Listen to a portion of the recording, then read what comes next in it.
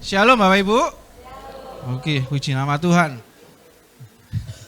Senang berjumpa dengan Bapak Ibu ya. Oke, apa kabarnya Bapak Ibu? Yes, puji nama Tuhan ya. Senang, happy ketemunya Bapak Ibu ya. Apalagi yang mungkin pulang dari liburan ya, minggu kemarin ya. Puji nama Tuhan. Oke Bapak Ibu, pagi hari ini saya akan bicara tentang tidak akan habis. Amin. Amin. Ya, berkatnya nggak akan habis, kesembuhannya nggak akan habis. Ada amin? Amin. Ya. Saya nggak akan bicara tentang berkat saja Bapak Ibu pagi hari ini, tapi bagaimana di dalam firman Tuhan di 1 Raja-Raja pasal 17 ayat 7 sampai 24 di sini dikatakan Elia dan janda di Sarfat. Ya. Di mana kondisi seorang janda ya yang mungkin kehabisan sandang pangan dan bahkan uang. Ya, kita buka aja langsung 1 Raja-Raja pasal yang ke-17 ayat yang ke-7 sampai 24. Nanti kita akan baca sampai ayat yang ke-16 ya. Saya baca yang ganjil, Bapak Ibu baca yang genap sampai yang ayat 16 ya. 16 nanti ayat 16 kita baca bersama-sama. Oke. Ayat yang ke-7 begini firman Tuhan. Tetapi sesudah beberapa waktu sungai itu menjadi kering sebab hujan tiada turun di negeri itu. Bersiaplah pergi ke Sarfat yang termasuk wilayah Sidon dan diamlah di sana. Ketahuilah aku telah memerintahkan seorang janda untuk memberi engkau makan.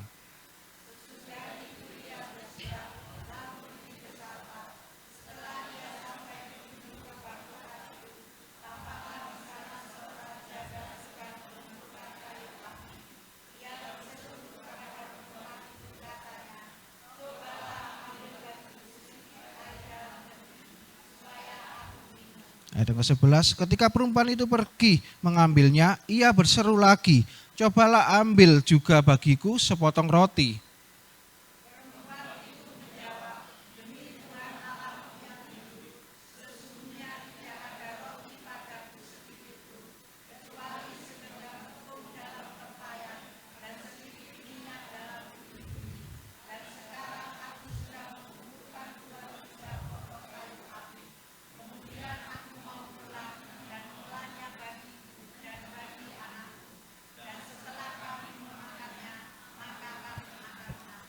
Tetapi Elia berkata kepadanya, janganlah takut, pulanglah, buatlah seperti yang kau katakan, tetapi buatlah lebih dahulu bagiku sepotong roti bundar kecil daripadanya, dan bawalah kepadaku, kemudian barulah kau buat bagimu dan bagi anakmu.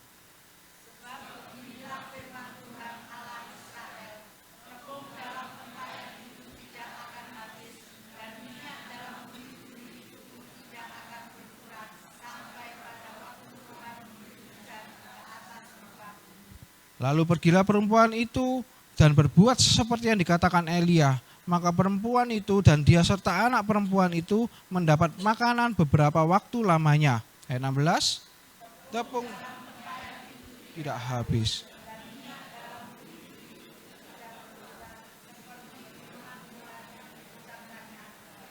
Pentaraan Elia. Amin. Oke, puji nama Tuhan. Ya, ceritanya tentang Elia dan janda di Sarfat.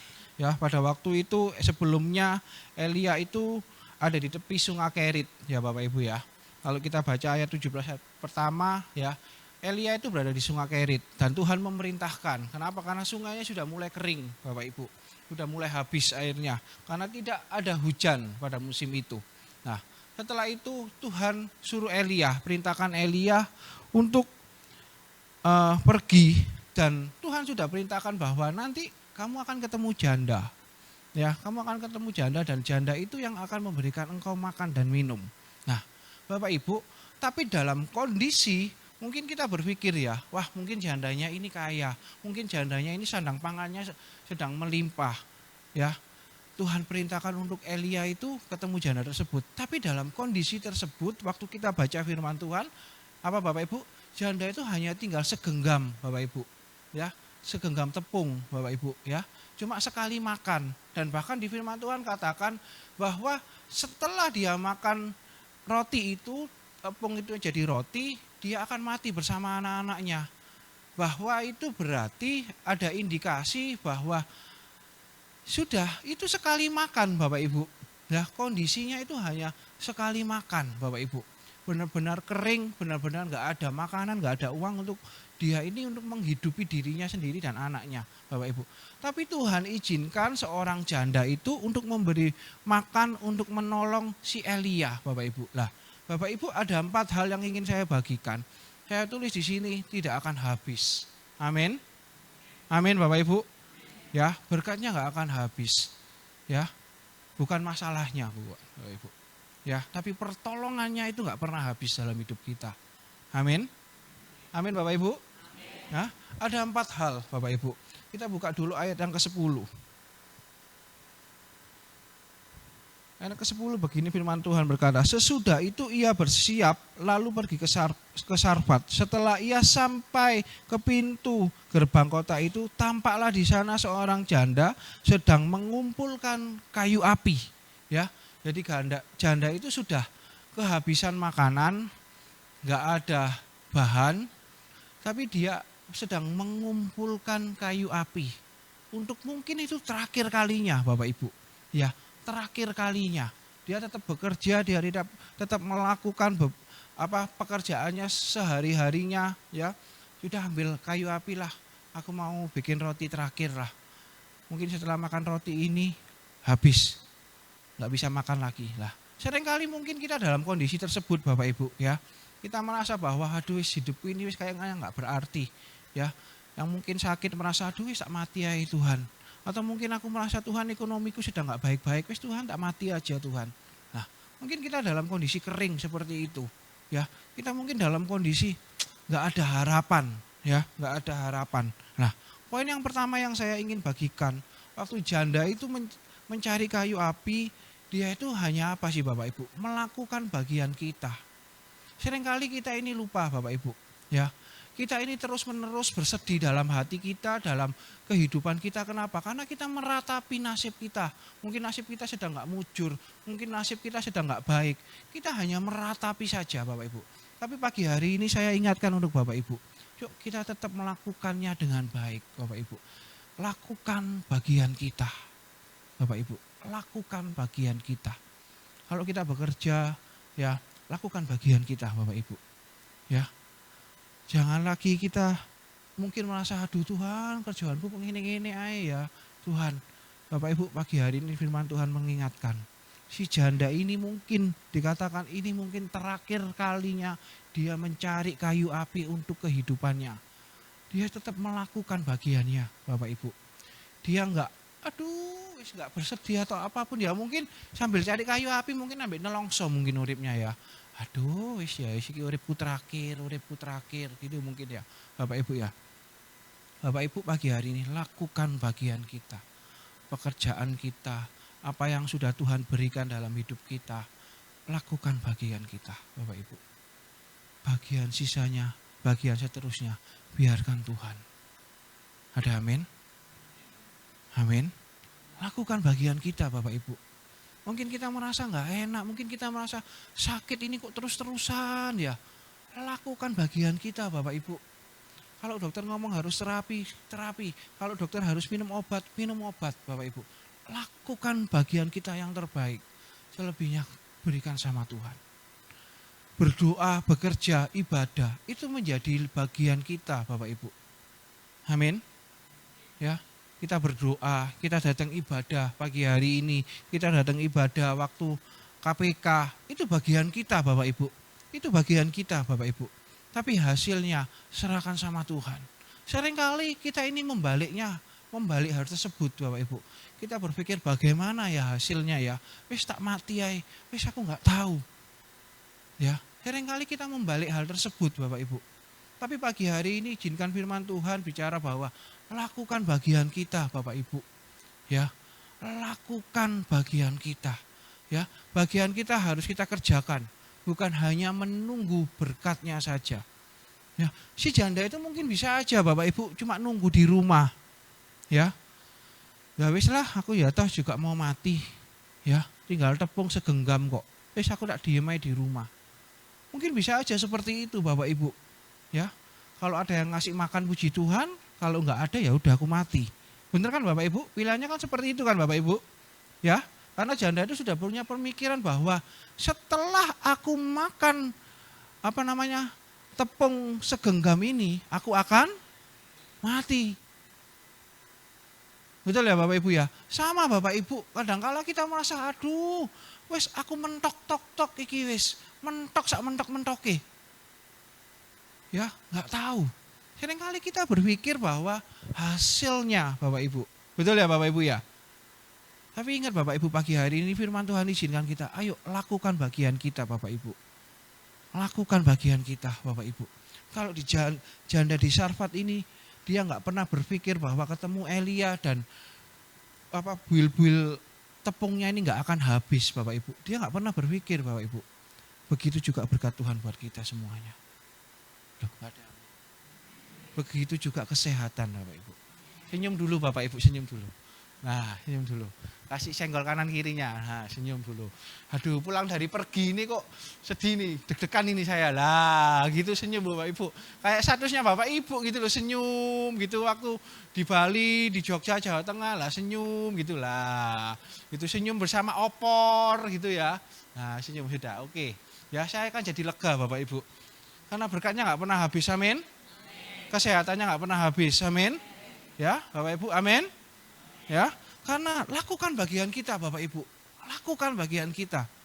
Ya, lakukan setiap apa yang Tuhan berikan dalam hidup kita. Lakukan bagian kita Bapak Ibu. Ya, mungkin kita merasa aduh Tuhan, aku ini cek soroe Tuhan. Lakukan bagian kita. Selebihnya untuk Tuhan. Amin. Ya, banyak profesi, banyak hal yang bisa kita kerjakan Bapak Ibu. Saya percaya kok Bapak Ibu. Tuhan itu enggak pernah lalai dengan kita sedetik pun. Siapapun kita Bapak Ibu, siapapun kita.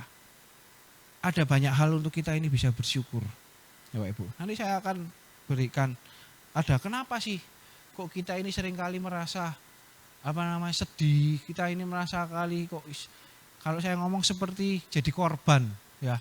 Enggak Bapak Ibu. Ya. Kita ini sudah disiapkan sama Tuhan segala sesuatunya. Tapi seringkali kita lupa lakukan bagian kita. Amin. Poin yang pertama bicara tentang lakukan bagian kita. Yang kedua Bapak Ibu. Ya.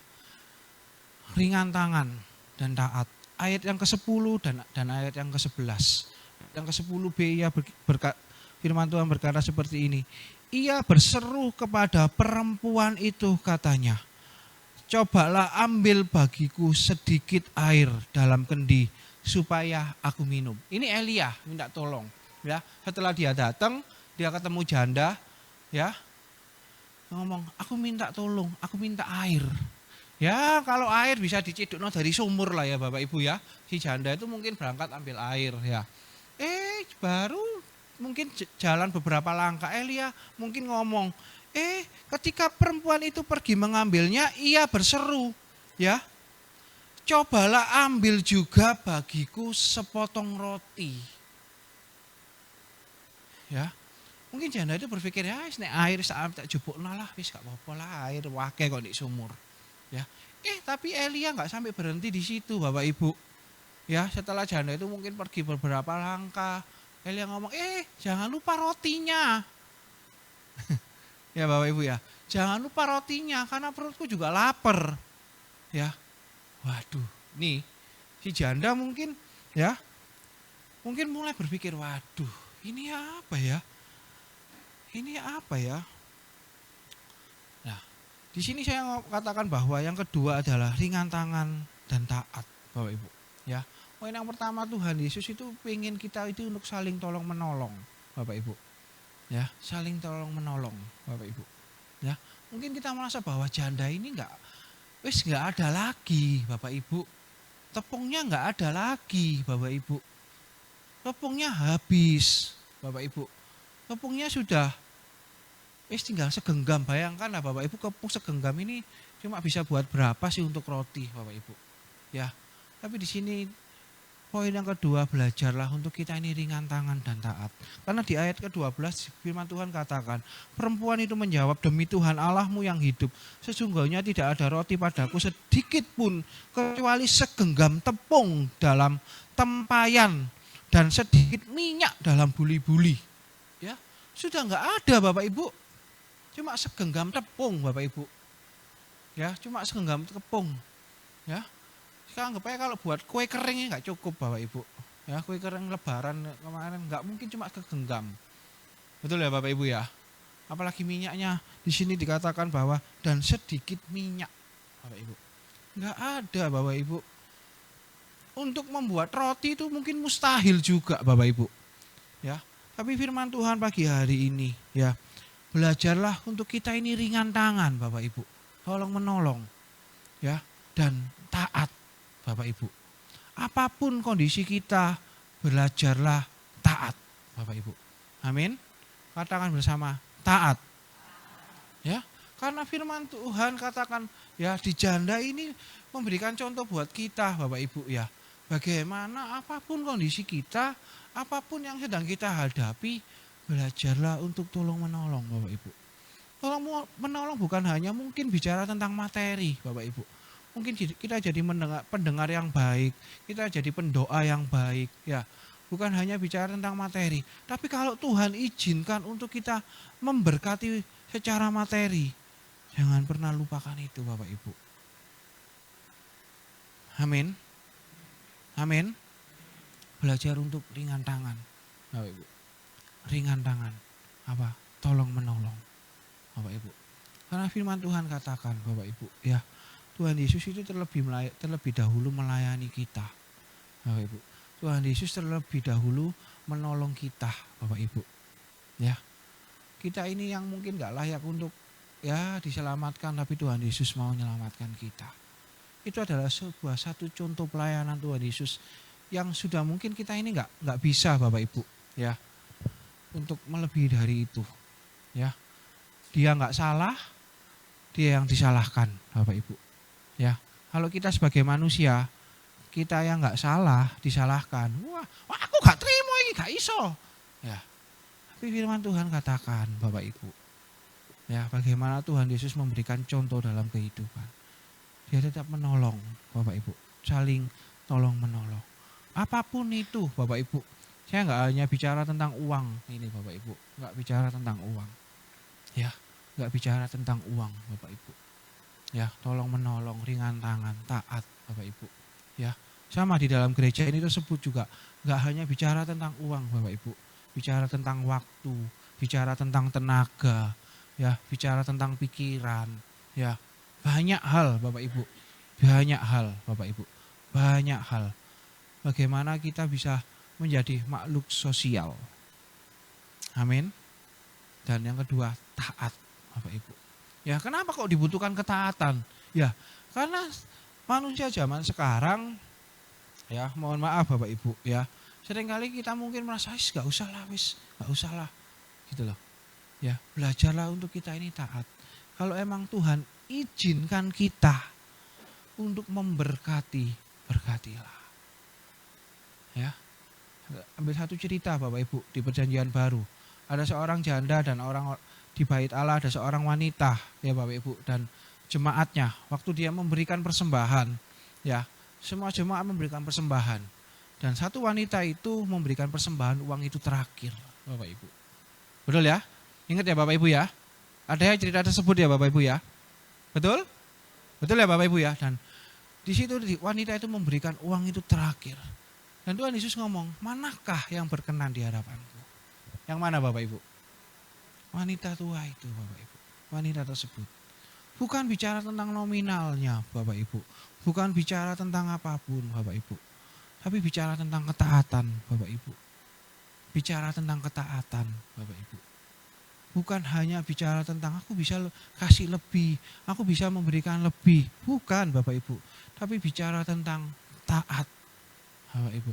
Bicara tentang kita saling tolong menolong Bapak Ibu. Ya, saling tolong menolong Bapak Ibu. Ingat Bapak Ibu, sebesar apapun kita hari ini, ya diberkati kita hari ini, suatu hari nanti kita membutuhkan saudara-saudara kita, Bapak Ibu. Amin. Amin Bapak Ibu. Ya, kita pasti akan membutuhkan saudara kita, Bapak Ibu. Ya, kalau saya dulu di zaman sekolah, ya, ini nggak boleh diucapkan ya Bapak Ibu ya. Ada teman saya yang mungkin ya karena saya bandel ya Bapak Ibu, pengen nyontek tapi nggak boleh, gitu loh Bapak Ibu ya. Saya sampai katakan seperti, kok nek mati masuk kate mbok kubur-kubur dhewe. Masuk kon melaku mbok njeblung kuburan terus mbok kubur dhewe, nggak mungkin kan. Ya, sama Bapak Ibu. Ya, sama Bapak Ibu ya. Kita ini juga ya mohon maaf ya Bapak Ibu ya. Nanti suatu hari waktu kita dipanggil Tuhan nggak mungkin kita berangkat ke liang kubur kita sendiri Bapak Ibu. Amin. Betul ya Bapak Ibu ya? Betul ya Bapak Ibu. Makanya firman Tuhan ngomong, nama baik itu lebih penting daripada harta kekayaan. Firman Tuhan yang ngomong ya Bapak. Betul ya Bapak Ibu ya? Ada ya Bapak Ibu ya? Nama baik itu lebih penting daripada harta kekayaan. Ya. Masa sih Yan? Ya dicoba aja lah. Ya, amin Bapak Ibu. Ya, salinglah tolong menolong Bapak Ibu. Ya, salinglah tolong menolong Bapak Ibu. Dan taat. Amin. Poin yang kedua adalah kita belajar. Ya, untuk kita ini ringan tangan, saling tolong menolong dan taat. Yang ketiga Bapak Ibu. Ya, yang ketiga belajar untuk rendah hati Bapak Ibu. Ya, janda ini sudah nggak punya uang, nggak punya harta kekayaan, tapi tetap rendah hati. Kenapa? Karena di ayat 12 dikatakan seperti ini. Ya, perempuan itu menjawab, demi Tuhan, ya, Allahmu yang hidup, sesungguhnya tidak ada roti padaku sedikit pun, kecuali segenggam tepung dalam tempayan dan sedikit minyak dalam buli-buli. Dan sekarang aku sedang mengumpulkan 2-3 potong kayu api, kemudian aku mau pulang dan mengolahnya bagiku dan bagi anakku, dan setelah kami memakannya, maka kami akan mati, Bapak Ibu. Ya, janda itu Bapak Ibu, ya, dia itu rendah hati Bapak Ibu. Karena dia apa? Bicara tentang rendah hati, ya, itu bicara tentang jujur dan keterbukaan Bapak Ibu. Amin. Bicara tentang rendah hati itu bicara tentang jujur dan keterbukaan Bapak Ibu. Ya, mungkin kita berpikir ya jelas lah ya, janda itu gak punya apa-apa ya, nek kate ngomong apa gitu loh. Tapi Bapak Ibu, janda ini mungkin bisa aja, ya aku tak nyelisik ya tepung roti tetanggaku. Tapi enggak Bapak Ibu. Ya, dia ngomong, Elia, tepungku ini tinggal segenggam Elia. Maaf ya Elia, maaf ya. Sungguhan Elia, nggak ada tepung di Elia di rumahku. Mungkin minyaknya tinggal 1 mili, 2 mili, pokoknya cukup gawe nelesi wajan lah. Ya, cuma tinggal segini Elia. Ya, dia dikatakan seperti itu. Ya, bahkan aku ngomong, aku ini cuma ngumpulkan kayu, cuma bikin roti sekali olahan Elia. Ya, setelah aku mengolah roti ini, setelah aku makan dengan anakku, mungkin aku akan mati, Bapak Ibu. Nah, Bapak Ibu, seringkali ya kita ini ya, saya percaya tidak ada jemaat di tempat ini Bapak Ibu. Ada banyak orang nggak bisa ditolong. Karena sudah susah, ia tinggi hati. Karena sudah susah, ia sombong, Bapak Ibu. Sudah salah, sombong. Kalau bahasa Mojosarinya, wis keliru, melewete. Ya, belajarlah kita ini untuk rendah hati, Bapak Ibu. Ya, kenapa? Karena rendah hati itu butuh kejujuran, butuh keterbukaan, Bapak Ibu. Ya. Kalau sudah salah, melewete, wis. Ya. Nek sudah istilahnya wis keblowok, nah wis. Ya. Kapok ah. Nah, gitu. Ya enggak, baru sadar. Nek sudah keblowok baru. Nah, Bapak Ibu pagi hari ini, firman Tuhan izinkan kita. Ya. Poin yang ketiga, belajarlah untuk rendah hati, Bapak Ibu. Ya, belajarlah untuk rendah hati, Bapak Ibu. Apapun posisi kita, Bapak Ibu. Belajarlah untuk rendah hati. Ya. Jangan gengsi untuk bertanya, jangan malu untuk bertanya. Jangan merasa, aduh, izin aku, Rek. Izin aku. Nek izin sih enggak apa-apa, Bapak Ibu. Menurut kalau izin enggak apa-apa. Nek wis melewete, lah iki kudu tak jitak ae rasane. Ya, Bapak Ibu ya. Amin. Amin Bapak Ibu. Ya, sama halnya Bapak Ibu, ya. Saya mungkin ada anak-anak muda yang mungkin konseling, ya, tanya, ya. Wis nakok melewete.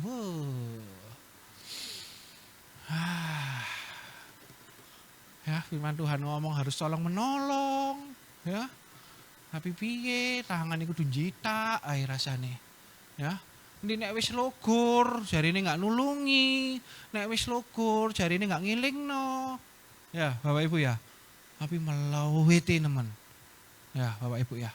Pagi hari ini firman Tuhan ngomong, belajar untuk rendah hati, Bapak Ibu. Kalau kita merasa, aduh aku kok kurang kompeten ya, tapi aku pengen ini. Belajar Bapak Ibu, belajar untuk bertanya, ya, belajar untuk rendah hati. Ya, kalau kita mungkin sedang membangun suatu bisnis kecil-kecilan, ya, jangan malu untuk bertanya Bapak Ibu daripada keblowok Bapak Ibu. Ya, investasi bodong, ya, ya, jangan sampai mungkin tergiur dengan hasilnya. Tanya Bapak Ibu sama rekan-rekan, sama teman-teman. Ya Bapak Ibu, jangan sampai keblowok Bapak Ibu. Nanti kalau sudah keblowok ya cuma bisa ngomong puji nama Tuhan. Ya Bapak Ibu ya, amin. Ya, kalau mungkin ada saudara kita antar jemaat mengingatkan kita, ya makan, ya jangan makan terlalu asin, manis, ya didengarkan Bapak Ibu. Jadi orang rendah hati, Bapak Ibu. Jadi orang rendah hati, Bapak Ibu. Kenapa? Karena orang mengingatkan itu bisa dari siapapun, Bu, Bapak Ibu. Ya, bahkan seorang anak kecil pun bisa menegur kita kok, Bapak Ibu. Amin. Amin. Kalau ditegur anak kita sakit hati. Jujur itu hati Bapak ya. Mulai pagi hari ini kita belajar rendah hati ya. Kadang-kala mungkin anak kita menegur Bapak Ibu ya. Ya diterima aja Bapak Ibu. Diterima, diolah. Ya, benar enggak? Kalau benar, puji Tuhan. Mumpung masih ada yang mengingatkan Bapak Ibu. Ya, bahasa keren ini mumpung ono sing ngereken. Ya, mumpung masih ada yang mengingatkan Bapak Ibu. Kalau enggak ada yang mengingatkan sedih Bapak Ibu. Ya, mungkin kita diingatkan anak kita, ya. Ya, Ma, kok makan terus, jangan makan asin-asin nanti budrek. Nah. Budrek nanti ngamuk-ngamuk terus. Nah. Ingin kita belajar, oh iya ya, biar enggak darah tinggi, ya Bapak Ibu ya. Amin, amin, belajar rendah hati. Yang pertama tadi kita belajar apa Bapak Ibu? Lakukan bagian kita ya Bapak Ibu ya. Lakukan bagian kita Bapak Ibu ya. Selebihnya kita bawa dalam doa, selebihnya biar Tuhan yang bekerja Bapak Ibu. Bukan berarti kita enggak ngerjakan apa-apa Bapak Ibu, tapi lakukan bagian kita. Amin. Amin, amin Bapak Ibu lakukan. Kalau kita mungkin Tuhan ngomong kita harus mengampuni, ampuni Bapak Ibu. Tapi orang itu terus ngeroweketno ya. Lakukan bagian kita. Ada amin? Ada amin? Ya karena mengampuni ini paling susah Bapak Ibu. Susah banget Bapak Ibu. Wong iki sak ampuni ya, tapi ngeroweketno. Pendino ngguwarai. Lakukan bagian kita Bapak Ibu. Kalau Tuhan ajari kita untuk harus mengampuni, ampuni Bapak Ibu. Amin. Amin. Lakukan bagian kita. Selebihnya Tuhan. Amin. Duh, aminnya makin kecil. Amin. Nah, gitu ya. Tapi jangan didoakan yang jelek loh ya. Jangan loh. Aku ngampuni, tapi ndang mati yo. Jangan Bapak Ibu. Jangan Bapak Ibu ya. Itu kita bukan melakukan bagian kita, Bapak Ibu. Ya jangan Bapak Ibu. Kalau sudah mengampuni, hati kita damai, sukacita. Nek salaman guyu. Amin. Amin. Nah, gitu. Keren Bapak Ibu. Kalau senyum gini saya lega gitu loh Bapak Ibu. Ya, jangan didongakno sing elek-elek Bapak Ibu. Dongakno yang api-api. Ya, itu karena lakukan bagian kita. Nanti selebihnya Tuhan Bapak Ibu. Gak iso yang berubah, wis salah Tuhan nanti yang merubah. Tuhan yang menolong kita. Amin. Yang kedua kita belajar tentang ringan tangan, ya, taat, ya. Belajar untuk saling tolong menolong Bapak Ibu. Ya, saling tolong menolong. Jangan saling cuek, ya Bapak Ibu ya. Wis sak karepe. Sak senengi. Nek wis kejegor jelungup biur, wis babah. Kau wapoke kapan? Nah, jangan Bapak Ibu. Kalau kita bisa mengingatkan, ingatkan. Nek sing dielingno enggak iso dielingno, ya wis kita bawa dalam Tuhan. Kenapa? Karena poin yang pertama, lakukan bagian kita. Ya, kalau kita cuma bisa mengingatkan Bapak Ibu. Ya, mengingatkan Bapak Ibu. Ya, kenapa? Karena itu bukti kita ini tolong menolong sesama jemaat Bapak Ibu ya. Mungkin jemaat di tempat ini, mungkin di luar di luar sana ya. Tetangga kita, teman pabrik, teman perusahaan, ya kita tolong menolong Bapak Ibu. Karena Tuhan Yesus ini pengen melihat setiap umatnya ini hidupnya tolong menolong dan taat Bapak Ibu. Amin. Amin Bapak Ibu. Yang ketiga tadi bicara tentang rendah hati Bapak Ibu. Ya, rendah hati Bapak Ibu. Ya, jangan lupakan poin rendah hati. Ya, karena kalau kita mohon maaf Bapak Ibu ya. Kalau kita mungkin sudah merasa umurnya lebih senior ya, atau mungkin kita lebih jago dalam bidang tersebut, kita susah untuk rendah hati kadang-kadang Bapak Ibu. Ya, tapi firman Tuhan pagi hari ini belajar untuk rendah hati Bapak Ibu. Ya, rendah hati ini jangan hanya di posisi waktu kita nggak punya apa-apa, atau waktu kita ini sedang memohon pertolongan Bapak Ibu. Tapi belajarlah untuk setiap harinya rendah hati Bapak Ibu. Ya, belajarlah untuk rendah hati ya. Kenapa? Karena dalam rendah hati itu butuh kejujuran, butuh keterbukaan ya. Ada banyak ya orang itu nggak bisa ditolong. Kenapa? Karena sudah susah tinggi hati. Ya, wisoro sombong, wisoro melete pisan. Nah, belajar untuk rendah hati Bapak Ibu ya. Jangan gengsi untuk bertanya Bapak Ibu ya. Saya tahu kondisi hari-hari ini ya, 2 tahun terakhir ini Bapak Ibu ya, kita dengar banyak berita, banyak pabrik tutup, banyak pabrik mungkin gulung tikar menutupkan pabriknya Bapak Ibu.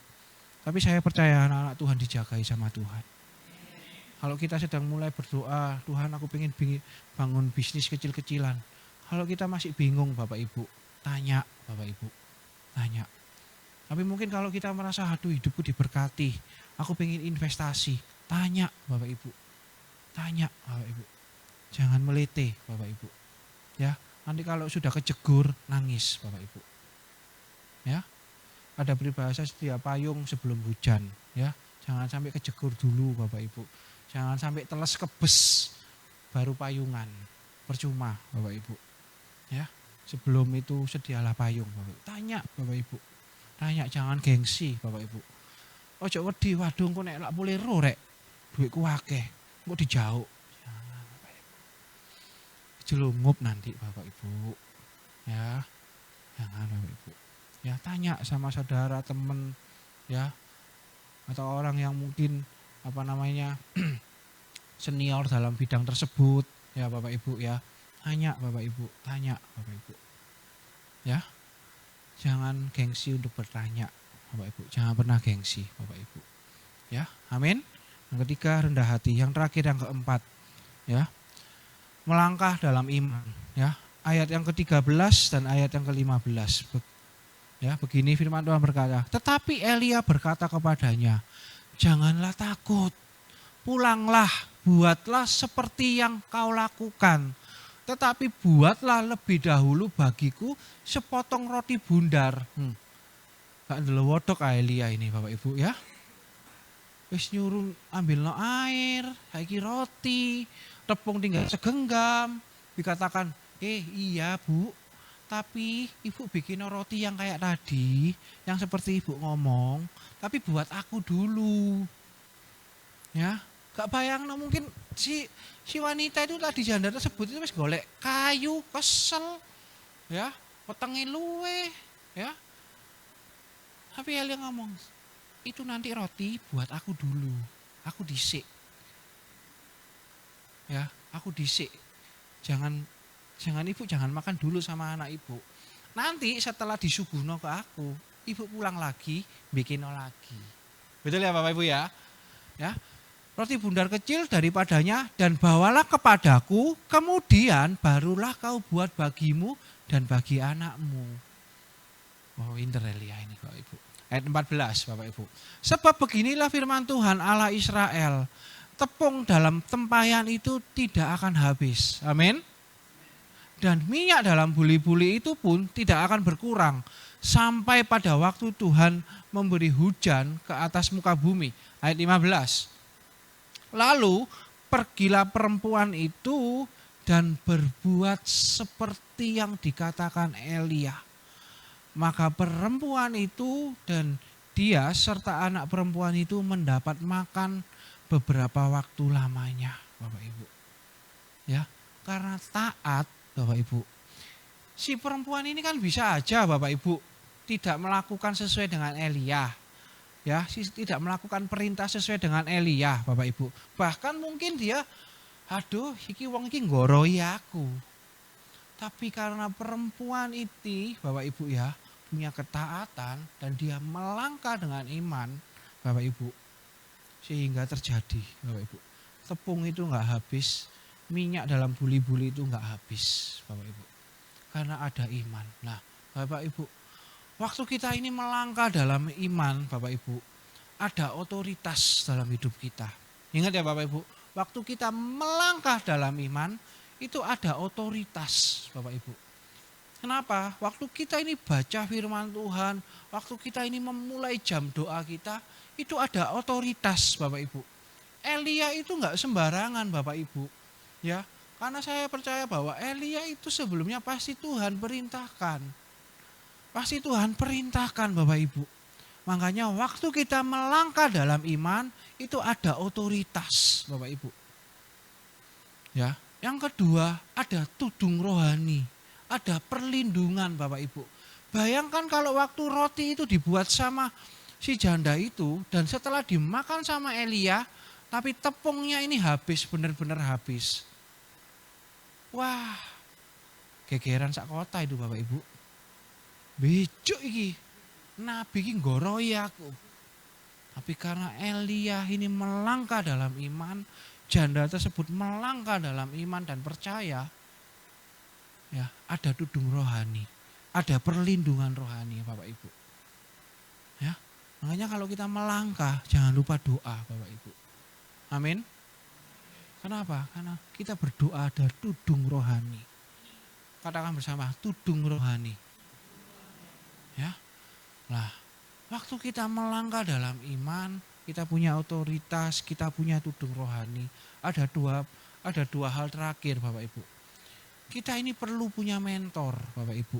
Ya, Bapak Ibu gembala, ya, orang-orang mungkin yang senior di dalam gereja ini, ya, kita ini perlu mentor, Bapak Ibu. Ya, kenapa? Karena Tuhan pakai Elia sebagai perantara. Ya, di ayat yang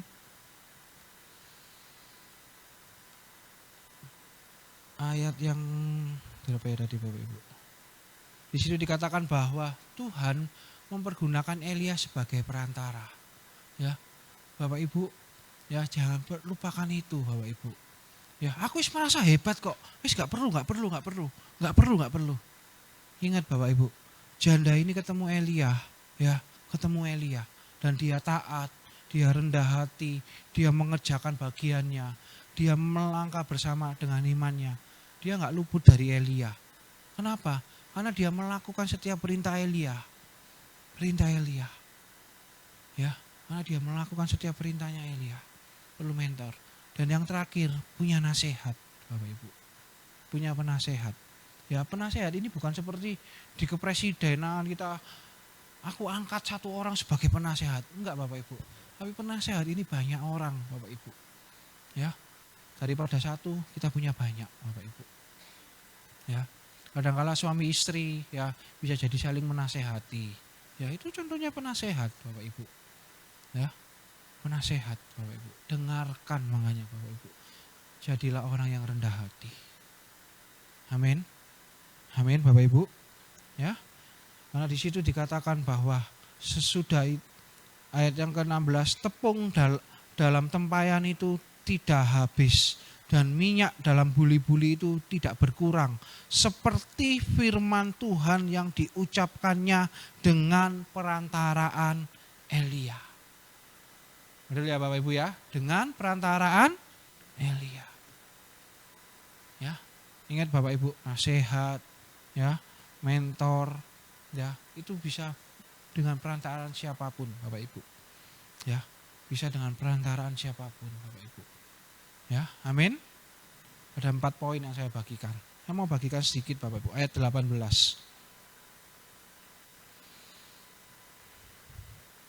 Ya.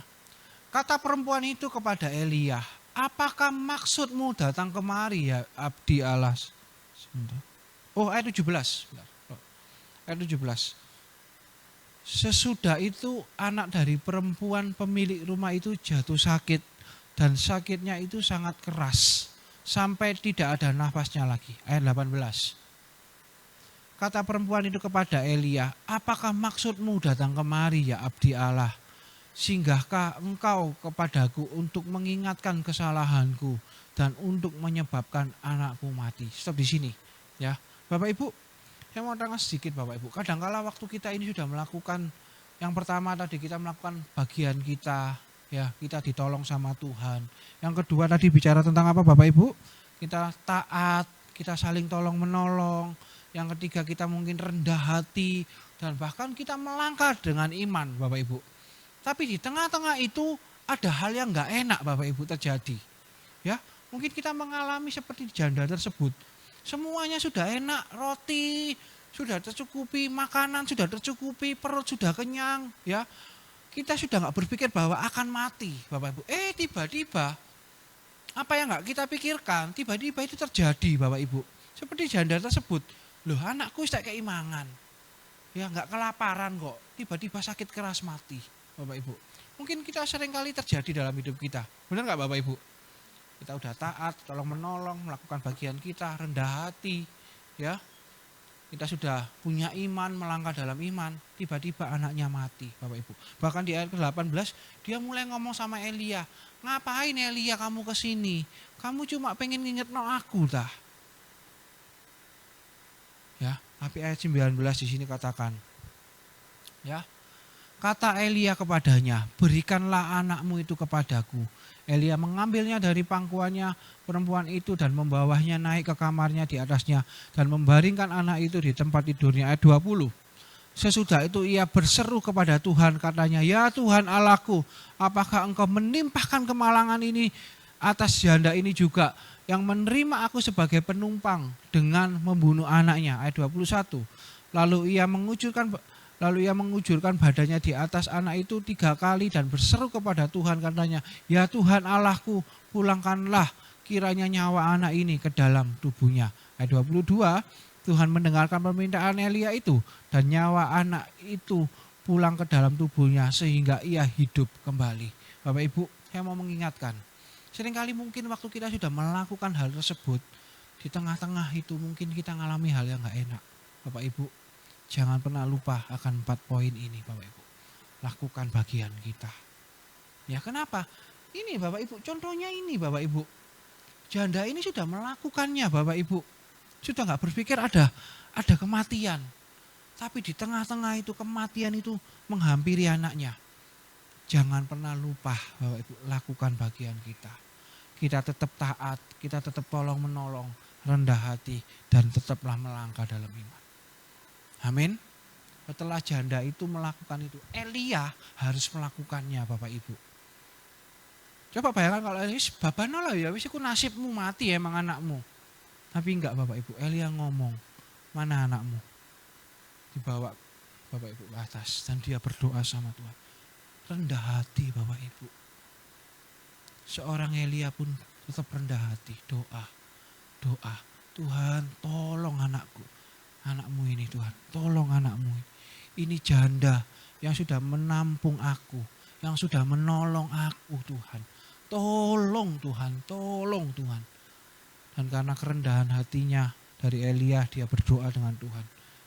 Dan melangkah dalam iman, Tuhan tolong. Amin. Amin Bapak Ibu.